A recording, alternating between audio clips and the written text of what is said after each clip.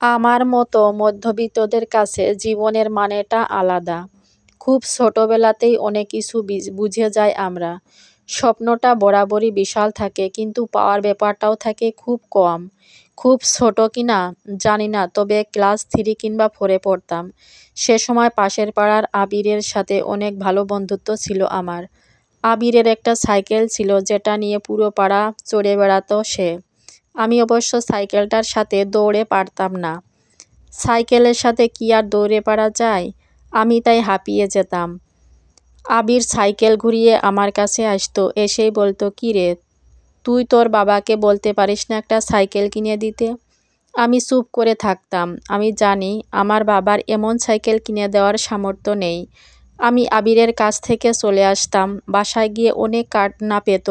বাবাকে খুব বলতে ইচ্ছে করতো, "বাবা, আবিরের বাবা আবিরকে সাইকেল কিনে দেয়, আর তুমি আমাকে কিছু কিনে দাও না।" কিন্তু কিছুই বলতাম না, চুপ করে সয়ে যেতাম। বাবা অল্প বেতনের সরকারি চাকরিজীবী ছিলেন।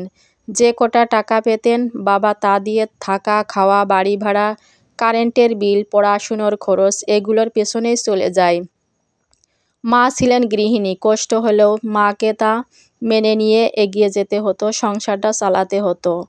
সপ্তম শ্রেণীতে উঠার পর স্বপ্নের জগৎটা আরও অনেক বেশি প্রসারিত হতে থাকে। ঈশ্বর জন্ম নেয় নিজের ভেতর। সেদিনটা ছিল বৈশাখী মেলা। আমাদের ব্যাচের সবাই বের হয়েছিলাম ঘুরব বলে। আমার কোনো বন্ধুর সাথে স্মার্টফোন, আবারও কারো কাছে ছিল DSLR এর মতো ক্যামেরা। তারা তা দিয়ে ছবি তুলছিল। প্রতিনিয়ত আমি তুলছিলাম, তা না কিন্তু নয়।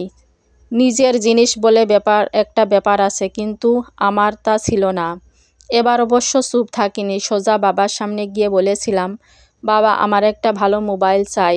বাবা আমার এই উদ্ভ্রান্তের মতো কথা শুনে প্রথম কিছুক্ষণ চুপ করেছিলেন। বাবা অবাক হয়েছিলেন এই কারণে যে করে বসিনি কখনো। বাবা বলেছিলেন, "SSCর পরে কিনে দেব।" আমি তখন কান্নাকাটি আরম্ভ করে দিই, তার সাথে খাওয়া দাওয়াও বন্ধ করে দিই।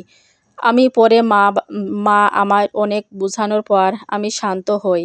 এবারও স্বপ্ন স্বপ্নই থেকে যায় আমার, তবুও আমি সুখী ছিলাম, কারণ আমার জীবনটা নিয়ে স্বপ্ন দেখতে বড় বেশি ভালোবাসতাম। যা হোক, স্বপ্নটা স্বপ্নই থাকে। মধ্যবিত্তদের আর স্বপ্ন কিসের? তো এই যে সারাদিনের কাজকর্ম তোমাদের সাথে শেয়ার করলাম, যতটুকু করার ছিল।